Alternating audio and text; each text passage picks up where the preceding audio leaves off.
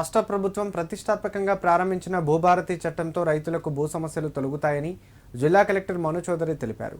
రైతులు భూ సమస్యలు ఉంటే వెంటనే దరఖాస్తు చేసుకోవాలని సూచించారు. సిద్దిపేట జిల్లా నారాయణరావుపేట మండల కేంద్రంలో భూభారతి చట్టంపైన రైతులకు ప్రజలకు అవగాహన కార్యక్రమం నిర్వహించారు.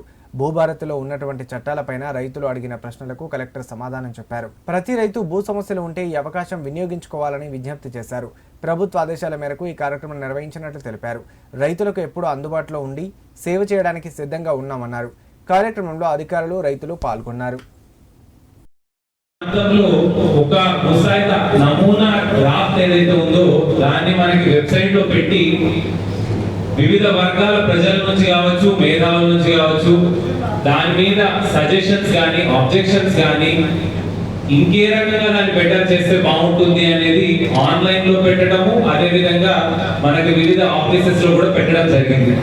దాని తదుపరి చాలా డిస్కషన్ జరిగిన తర్వాత ఫైనల్ గా దానికి ఒక షేప్ వచ్చి గవర్నమెంట్ లెవెల్లో కూడా అప్రూవల్ వచ్చి దాన్ని ఫైనల్ గా భూభారతి యాక్ట్ అనేది 14 ఏప్రిల్ 2025 నుంచి మనకి దీన్ని ఫోర్స్ లోకి తీసుకొచ్చారు.